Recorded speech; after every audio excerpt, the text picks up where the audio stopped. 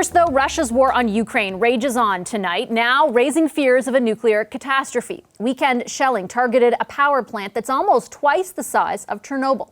Against that backdrop, there are new reports from the New York Times and Global News that Canada's role in the war is deepening, with troops actually on the ground in Ukraine. General Wayne Eyre is the Chief of Defense Staff. He's in St. John's, Newfoundland. Hi, General Eyre. Good to have you back on our program. Oh, thanks, Ashley. Good to be here. I know you're coming to us from St. John's, and you're taking part, of course, in a high-level conference focused on Arctic sovereignty. And I do have a number of questions for you on that. But I really want to start on the latest in Ukraine, and specifically on Canada's participation in this war. There are multiple reports right now of Canadian special forces on the ground in Ukraine, providing training, intelligence, and facilitating the transport of weapons. Can you confirm that there are actually Canadian soldiers of any sort on the ground in Ukraine for our audience this evening? So we're never going to talk about discreet or sensitive special operations or confirm or deny them. And, I find it disappointing that stories like this or speculation like this is out in the media, because if it was true, it would put our troops at risk. And why would anyone deliberately want to put Canadian troops at risk? So no, we're not going to confirm or deny or talk about these types of operations. With all due respect, General, certainly I don't think it's anyone's intent to put anyone's life at risk. But I do think that Canadians are interested to know the degree to which Canada is participating in this war. The Minister, for example, of Defense months ago, back in February, was very clear. This is not a combat mission. We do not expect there to be Canadians on the ground there. Like I said, no one in any way would ever want to jeopardize a Canadian's life. And we certainly understand the sacrifice that our soldiers make for us. But if Canadians don't have, the accurate depiction of our participation in this war, is that not problematic? Well, the other aspect we need to think about is, speculation in the media feeds Russian disinformation as well. And as we're seeing, as the character of war evolves, the information space, disinformation is itself becoming a weapon. So we just need to be very, very cognizant of that aspect as well. And so, once again, I'm not going to confirm or deny or participation in sensitive operations for operational reasons. And so just so that I understand, again, on behalf of our audience, does that mean that if Canadian soldiers are on the ground in Ukraine at any point during this conflict, Canadians will not be aware of that? And I ask again, not to put anyone's life in danger, but because I remember covering, for example, the fight against ISIS. I remember going to northern Iraq and covering for the Canadian public the special forces who were there training the Kurds. So there was not a complete information blanket. I understand the situations are not completely analogous, but are you telling Canadians that we won't really ever know if that's the case in this situation? Well, every situation is going to be different, and you balance transparency with operational security, and try to find that sweet spot in the middle.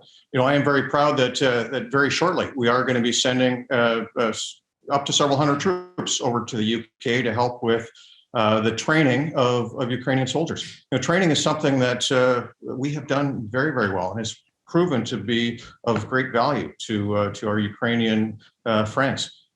Starting with the start of Operation Unifier, it has proven to be of great strategic value, and that's something we want to continue. And certainly, I would not take away from the value of that training. But just to be clear, ultimately, are you the one making the decision about what level of transparency occurs here?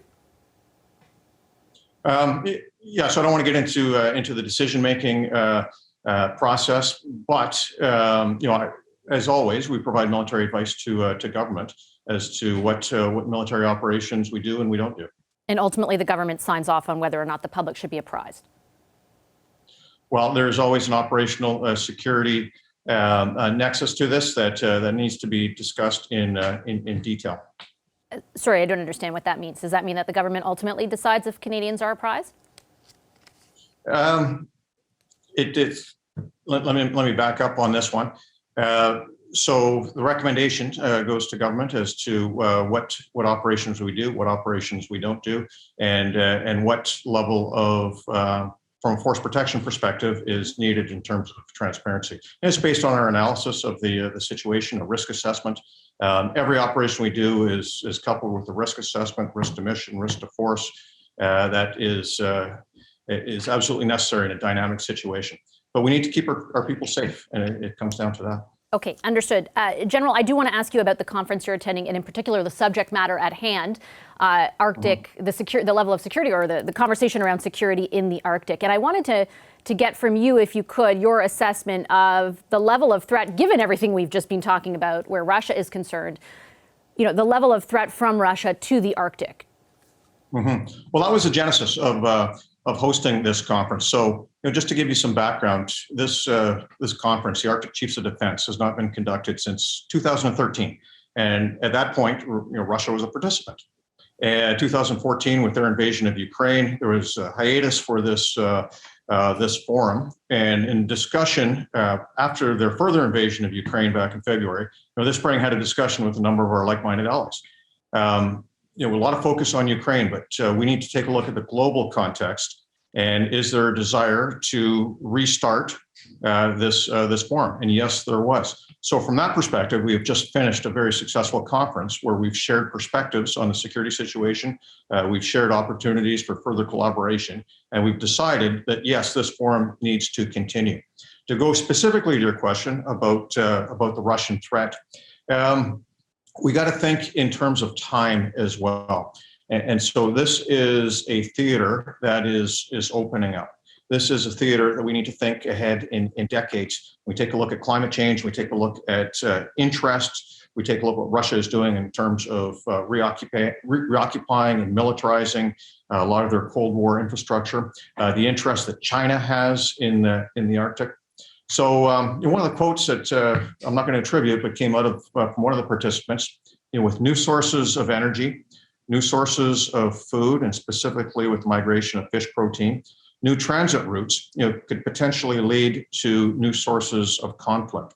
And so one of the themes that permeated our discussion was how to keep or how to avoid tension, how to establish norms for interaction in this region, especially when the rules-based international order is under such threat.